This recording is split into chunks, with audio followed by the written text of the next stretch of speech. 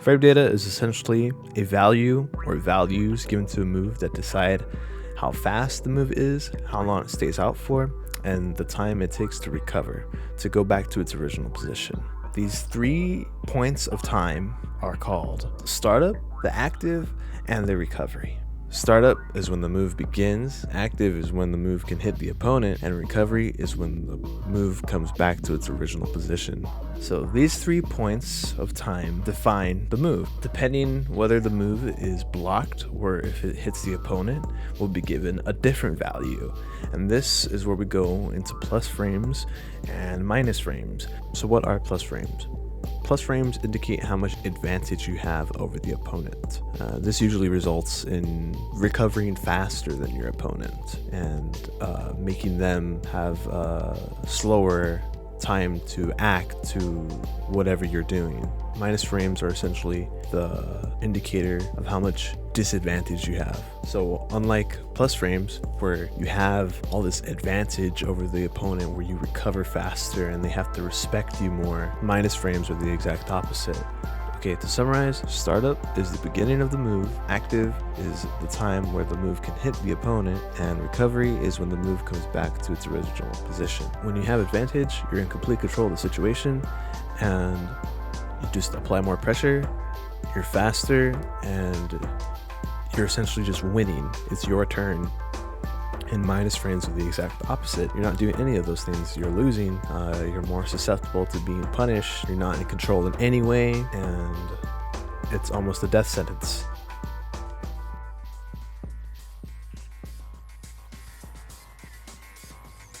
So an example of a move with a really long active frame would be a fireball. In this case, Justice's fireball, but for any fireball, really, until it leaves the screen or until it makes contact with the opponent, it's just one long active frame. The next example would be a sweep. It doesn't look so slow, but it can be punished thanks to the long recovery, and it is reactable.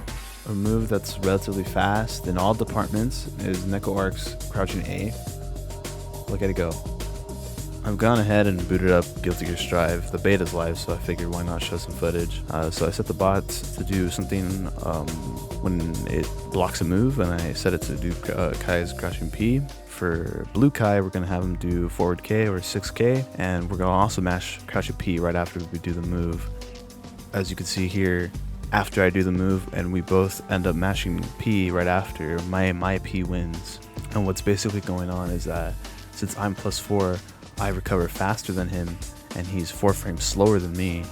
So if he were to do the same move or a different move, he would be 4 frames slower.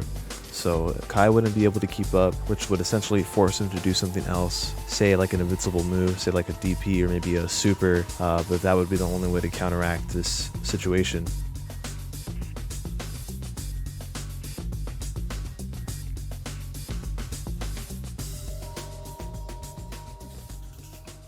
Just because a move is minus, super minus, doesn't mean you shouldn't use it.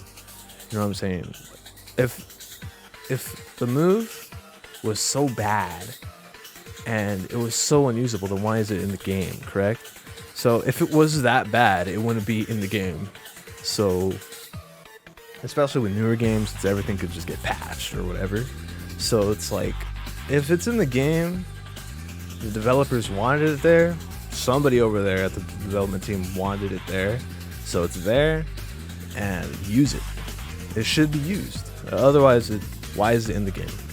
Correct. So just because a move is minus, or just because a move is, I guess dubbed by the community or dubbed by players as useless, it doesn't really mean it's useless. It's just the consistency of its use or the rate in which it's used is very low. It doesn't mean it's not necessarily unusable, but you should definitely just throw out whatever your heart desires.